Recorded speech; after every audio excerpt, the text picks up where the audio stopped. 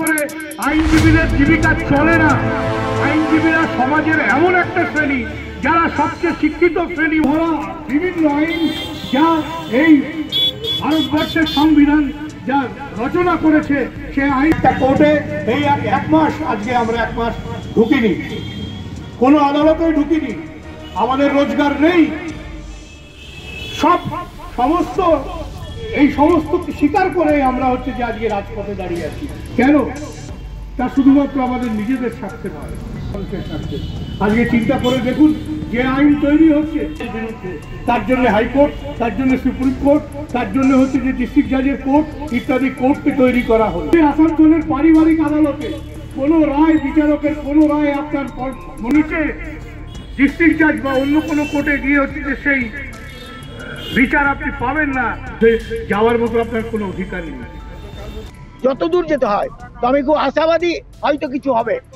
হ্যাঁ, যদি আমাদের ছেলেরা এত এমন জায়গায় চলে এসছে যে মিশ্রদা, যার বয়স হচ্ছে 84 বছর, সেও আজ ধর্নায় বসেছে। সেও আজকে দেখুন ওই ভদ্রলোক আজকে মহিলারা সব চলে এসছে, তারা প্রত্যেকেই আজকে লড়াই করছে। তারা এই কথাই বলছে, তারা যেটা বলছে সেটা মানুষের স্বার্থে বলছে, আর কিছু নয়। আমরা আমাদের স্বার্থে বলছি না, যাতে কেউ বিচার থেকে, এবং আমাদের ছেলেদের যা, আমাদের লয়ারদের যা অবস্থা, তারা বলছে আমরা আমরণ ধর্ম করবো, আমরা স্টারভেশনে থাকবো, তাও আচ্ছা, কিন্তু আমরা এই লড়াইটা লড়বো, জনগণের সাথে লড়বো, মানুষের সাথে লড়বো। এই লড়াই বাঁচার লড়াই, এই লড়াই শুধু আসানসোলের লড়াই নয়, গোটা পশ্চিমবঙ্গ জুড়ে লড়াই। আজকে আমাদের ফ্যামিলি কোর্ট নিয়ে আমরা এখানে বসেছি। দীর্ঘদিন আমরা এই কোর্ট চত্বরে আমাদের সিনিয়র জুনিয়র লয়ার সবাই মানে কোর্টে কাজ করতে পারছে না, কোর্টে এসেও মানে কাজে মন দিতে পারছে না। আমরা এটা অনেক দিন দিয়ে কর্মবিরতি রেখেছি, আমাদেরও কষ্ট হচ্ছে যেহেতু আমরা কাজ করতে পারছি না। আমাদেরকে কোনো এখন পর্যন্ত অ্যাসুরেন্স দেওয়া যাচ্ছে না যে আমরা এরপরে আমরা কোথায় যাব।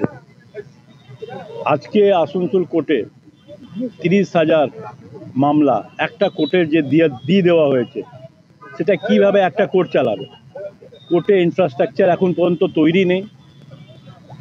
আর আমাদের শুধু একটাই দাবি, যেই মামলাটা যেই কোর্টে ছিল সেই মামলাটা ওই কোর্টে চলে গেলে আমরা সুস্থভাবে কাজ করতে পারবো, এই আমার বক্তব্য। হ্যাঁ,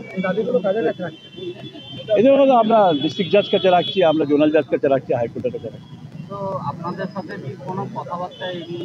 হচ্ছে ডিস্ট্রিক্ট জাজ সঙ্গে হচ্ছে, কথাবার্তা চলছে। আর একটু আমরা মানে যেটা আমরা পুরো ক্লিয়ারভাবে কোনো কিছু পাচ্ছি না, একটু ক্লিয়ার আমরা পেয়ে গেলে আমরা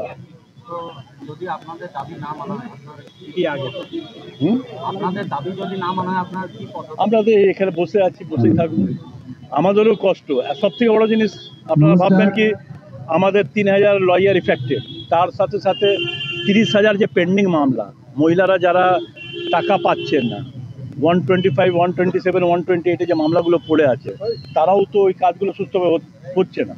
এবার ধরে নিন একটা মহিলা একটা মেনটেন্যান্স জন্য কেস করলো, তার ডেটটা পড়লো 10 মাস পর, তো কীভাবে কাজটা করতে পারে? আমাদের তো লিটিগেন্টদেরকে উদ্ধার করতে হবে। আপনার নাম? राजेश तिवारी। प्रभातखबर.com, विश्वास वही, रफ्तार नहीं।